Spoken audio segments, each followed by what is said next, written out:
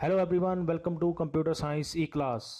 इस वीडियो के अंदर हमारा टॉपिक है नेटवर्क ऑपरेटिंग सिस्टम। तो जल्दी से पहले मैं आपको क्वेश्चन बताता हूं जिनका जवाब आपको इस वीडियो के अंदर मिल जाएगा। सबसे पहले क्वेश्चन का जवाब आपको जिसका मिलेगा वो है कि नेटवर्क ऑपरेटिंग सिस्टम क्या होता है, क्यों हम नेटवर्क ऑपरेटिंग सिस्टम को यूज़ करते हैं किसी भी नेटवर्क के अंदर, और उसके क्या क्या अलग अलग फीचर्स होते हैं, क्या क्या उसकी फंक्शनैलिटी होती है जो हमें प्रोवाइड करता है एक नॉर्मल ऑपरेटिंग सिस्टम से अगर उसको हम कंपेयर करें। तो ऐसा क्या होता है नेटवर्क ऑपरेटिंग सिस्टम के अंदर जो इसको सेपरेट करता है, डिफरेंशिएट करता है किसी नॉर्मल ऑपरेटिंग सिस्टम से।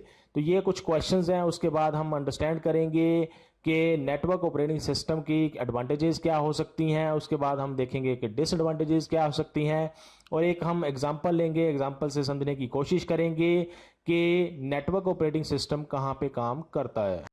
तो स्टार्ट करते हैं। पहले हम अंडरस्टैंड करते हैं कि नेटवर्क ऑपरेटिंग सिस्टम क्या होता है। नेटवर्क ऑपरेटिंग सिस्टम एक ऐसा ऑपरेटिंग सिस्टम है जिसको सर्वर के ऊपर इंस्टॉल किया जाता है किसी भी नेटवर्क के अंदर, और सर्वर के ऊपर ये रन करता है। सर्वर को ऐसे फीचर्स प्रोवाइड करता है, ऐसी कैपेबिलिटी प्रोवाइड करता है ताकि वो नेटवर्क के अंदर जितना भी डाटा ट्रैवल हो रहा है उसको मैनेज कर सके, जितने नेटवर्क के अंदर यूजर्स हैं उनको मैनेज कर सके, ग्रुप्स हैं उनको मैनेज कर सके, सिक्योरिटी को मैनेज कर सके, और जो अलग अलग एप्लीकेशंस नेटवर्क के अंदर यूज़ हो रही हैं उनको मैनेज कर सके।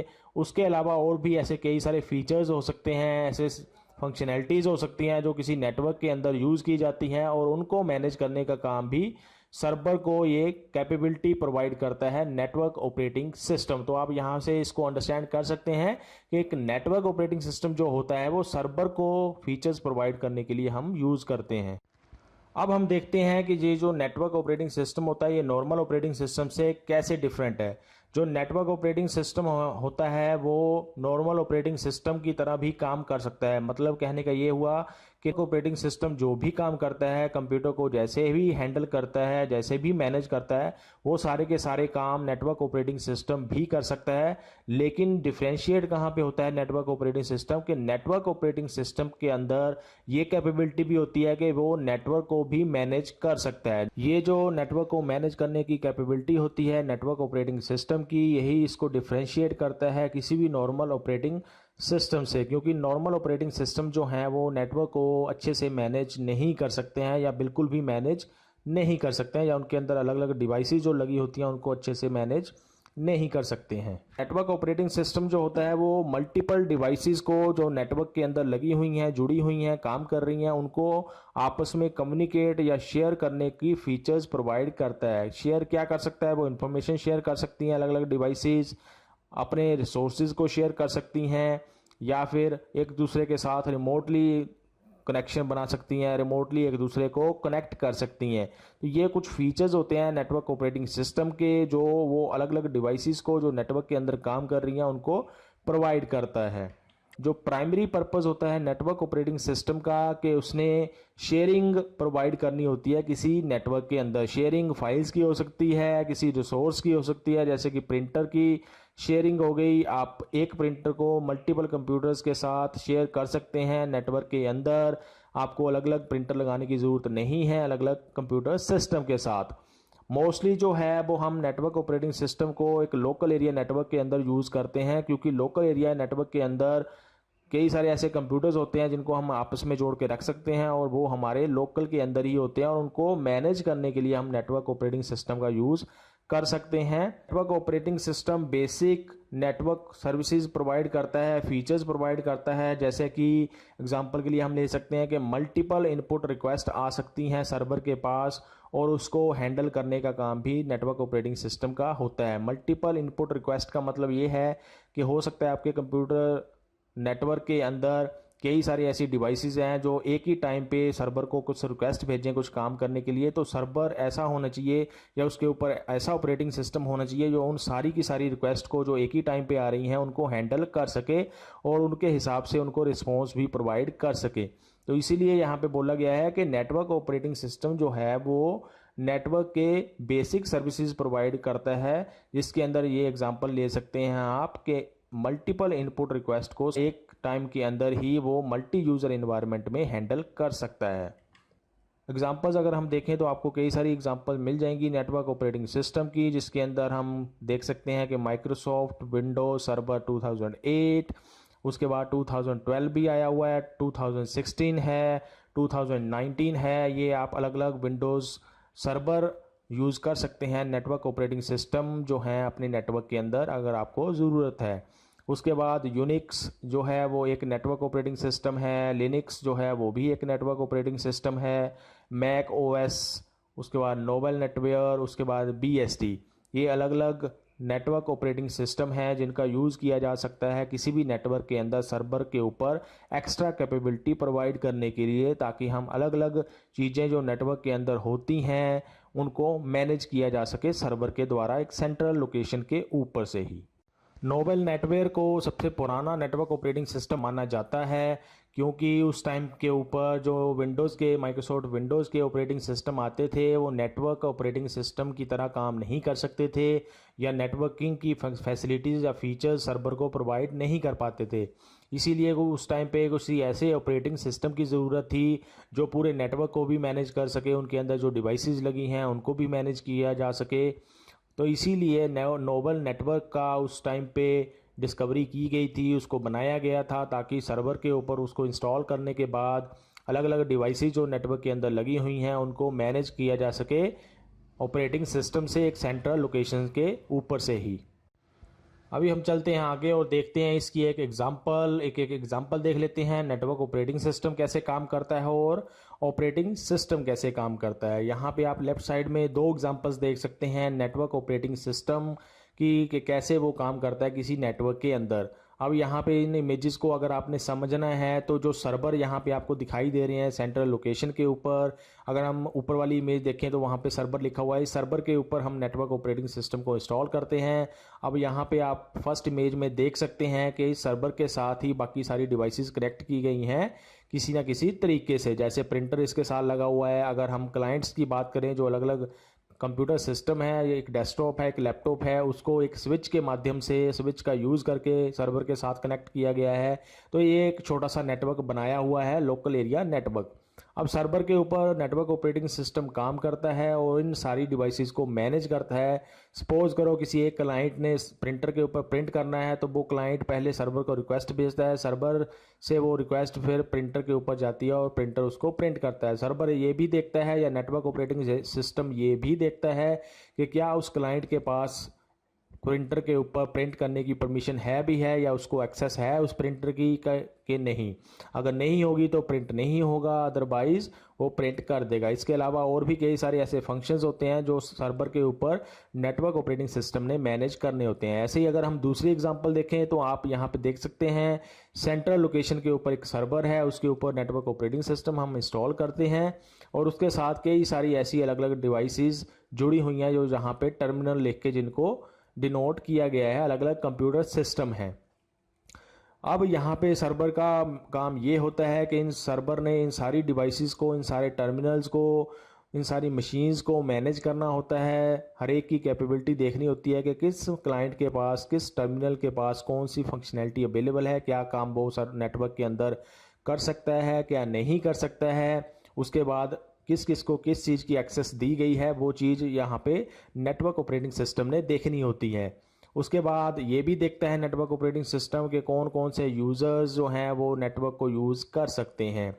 उसके बाद और कई सारी ऐसी फंक्शनैलिटीज़ होती हैं जो नेटवर्क ऑपरेटिंग सिस्टम किसी नेटवर्क के अंदर देखता है या मैनेज करता है अलग अलग डिवाइसेस को, अलग अलग रिसोर्सेज को। तो ये तो हो गया नेटवर्क ऑपरेटिंग सिस्टम। अगर हम इसको कंपेयर करें किसी नॉर्मल ऑपरेटिंग सिस्टम के साथ तो आप राइट साइड की इमेज देख सकते हैं। जो नॉर्मल ऑपरेटिंग सिस्टम्स होते हैं उसने सिर्फ एक ही कंप्यूटर सिस्टम को मैनेज करना होता है। अब यहाँ पे आप देख सकते हैं कि कई सारी चीज़ें दिखाई हुई हैं, जैसे मॉनिटर हो गया, कीबोर्ड हो गया, प्रिंटर हो गया। ये सारी चीज़ें हमने एक ही कंप्यूटर के साथ अटैच की होती हैं और उस एक कंप्यूटर को ही इसने मैनेज करना होता है नॉर्मल ऑपरेटिंग सिस्टम ने। लेकिन जो नेटवर्क ऑपरेटिंग सिस्टम होता है उसने एक कंप्यूटर को नहीं, कई सारी अलग अलग डिवाइसेस को मैनेज करना होता है। इसीलिए हमें अलग से नेटवर्क ऑपरेटिंग सिस्टम की ज़रूरत पड़ी जो पूरे नेटवर्किंग के फीचर्स प्रोवाइड कर सके किसी सर्वर को, ताकि अलग अलग डिवाइसेस को मैनेज किया जा सके, कंट्रोल किया जा सके किसी नेटवर्क के अंदर। तो यहाँ से आप अंडरस्टैंड कर सकते हो, डिफ्रेंशिएट कर सकते हो किसी नॉर्मल ऑपरेटिंग सिस्टम को किसी नेटवर्क ऑपरेटिंग सिस्टम के साथ।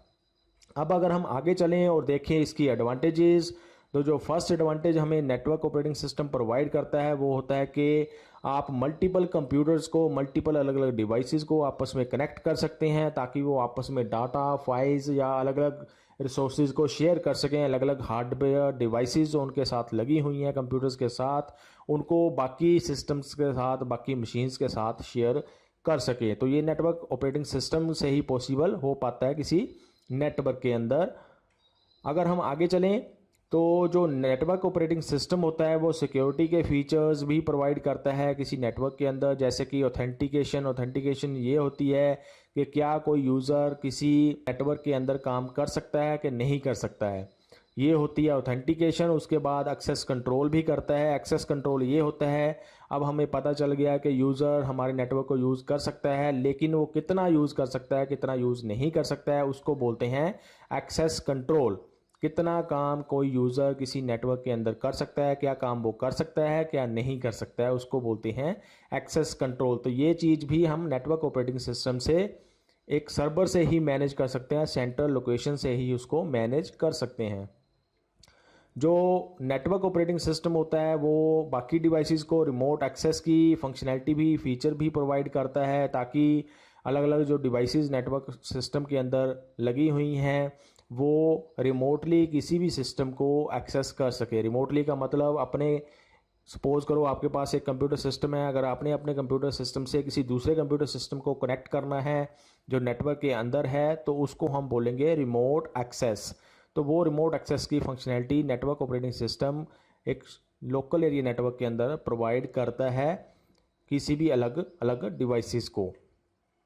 अगर हम आगे चलें तो जो नेटवर्क ऑपरेटिंग सिस्टम होता है वो नॉर्मल ऑपरेटिंग सिस्टम की तरह भी काम करता है, जैसे कि आपको पहले भी बताया, जैसे कि मेमोरी मैनेजमेंट होगी, प्रोसेस मैनेजमेंट होगी, इनपुट आउटपुट मैनेजमेंट होगी, उसके बाद डिवाइस मैनेजमेंट होगी। ये सारे काम जो एक नॉर्मल ऑपरेटिंग सिस्टम करता है वो सारे के सारे काम नेटवर्क ऑपरेटिंग सिस्टम भी करता है। तो ये एडवांटेज भी हमें इसकी मिल जाती है।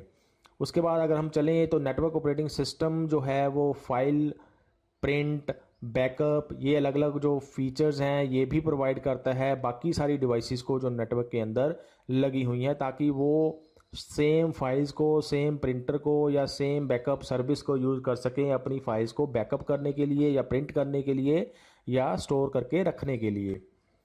उसके बाद अगर हम देखें तो जो नेटवर्क ऑपरेटिंग सिस्टम है वो ये इंश्योर कर सकता है, ये प्रायोरिटी सेट कर सकता है कि कौन सी जॉब जो है या कौन सा प्रिंट का जो वर्क आया हुआ है या प्रिंटर के ऊपर जो चीज़ प्रिंट हो रही हैं उनमें से किसकी प्रायोरिटी सबसे पहले होनी चाहिए। प्रायोरिटी का मतलब ये है, सपोज करो 10 यूज़र्स ने प्रिंटर के ऊपर कुछ प्रिंट करने के लिए भेजा, तो कौन सा काम जो है वो सबसे पहले प्रिंट होना चाहिए, उसकी प्रायोरिटी सेट कर सकता है नेटवर्क ऑपरेटिंग सिस्टम किसी नेटवर्क के अंदर, ताकि जो सबसे ज़रूरी या सबसे प्रायोरिटी वाला टास्क है वो सबसे पहले हो सके और जो लेस प्रायोरिटी वाला टास्क है वो बाद में हो सके। उसके बाद अगर हम देखें तो जो नेटवर्क ऑपरेटिंग सिस्टम होता है वो सेंट्रल लोकेशन के ऊपर हम इंस्टॉल करते हैं, जैसे कि आपने पीछे इमेजेस में भी देखा कि सर्वर के ऊपर हम नेटवर्क ऑपरेटिंग सिस्टम को इंस्टॉल करते हैं। वो एक सेंट्रल लोकेशन होती है जिसके साथ बाकी सारी डिवाइसेस कनेक्टेड होती हैं और उन सर्वर के थ्रू ही बाकी सारी डिवाइसेस बाकी रिसोर्सेज को या बाकी डिवाइसेस के साथ कनेक्शन बना सकती हैं या कनेक्ट कर सकती हैं। ये तो हो गई एडवांटेजेस। अब हम देखते हैं डिसएडवांटेजेस। डिसएडवांटेजेस कौन सी हो सकती हैं नेटवर्क ऑपरेटिंग सिस्टम की। पहली डिसएडवांटेज ये होती है कि इसका जो कॉस्ट होता है बाय करने का नेटवर्क ऑपरेटिंग सिस्टम का वो ज़्यादा हो सकता है, और सर्वर को भी यूज़ करना होता है नेटवर्क ऑपरेटिंग सिस्टम को यूज़ करने के लिए, तो उसका जो एक्स्ट्रा हमारा कॉस्ट लगता है वो ज़्यादा हो सकता है किसी नेटवर्क के अंदर। अगर हमारा नेटवर्क जो है वो बिना सर्वर या बिना नेटवर्क ऑपरेटिंग सिस्टम के काम कर सकता है, किसी नॉर्मल ऑपरेटिंग सिस्टम को ही यूज़ करके जो बेसिक हमें नेटवर्किंग की फंक्शनैलिटी प्रोवाइड कर सके, तो हम उससे भी काम चला सकते हैं। जो कुछ ऐसे ऑपरेटिंग सिस्टम आते हैं जो बेसिक नेटवर्किंग के फीचर्स आपको प्रोवाइड कर सकते हैं, तो उनको भी यूज़ किया जा सकता है किसी नेटवर्क के अंदर छोटे से नेटवर्क को मैनेज करने के लिए। लेकिन अगर आपने बहुत अच्छे तरीके से नेटवर्क को मैनेज करना है तो उसके लिए हमें नेटवर्क ऑपरेटिंग सिस्टम की ज़रूरत पड़ती है। अगर हम अगली डिसएडवांटेज के ऊपर चलें तो जो डिपेंडेंसी होती है सेंट्रल लोकेशन के ऊपर, वो कई बार उसकी प्रॉब्लम्स आ सकती हैं। सपोज करो आपका सेंट्रल लोकेशन के ऊपर जो सर्वर है वो काम करना बंद कर दे या नेटवर्क ऑपरेटिंग सिस्टम काम करना बंद कर दे, तो उस केस में जो बाकी डिवाइसेस उस सर्वर के साथ कनेक्टेड होंगी, जो जुड़ी होंगी, वो उसके साथ कम्युनिकेशन या शेयरिंग ऑफ फाइल्स या रिसोर्सेज नहीं कर पाएंगी। तो ये एक डिसएडवांटेज हमें इसकी मिल जाती है। तो ये था एक छोटा सा टॉपिक नेटवर्क ऑपरेटिंग सिस्टम का, जिसके अंदर आपने अंडरस्टैंड किया कि नेटवर्क ऑपरेटिंग सिस्टम क्या होता है, क्यों यूज़ किया जाता है, उसकी एडवांटेजेस क्या हैं और डिसएडवांटेजेस क्या हैं। तो ये टॉपिक के बारे में अगर आपको कोई क्वेश्चन है, कुछ क्वेरी है, तो आप मुझसे कमेंट सेक्शन के अंदर पूछ सकते हैं। अभी के लिए इस वीडियो के अंदर इतना ही। Thanks for watching.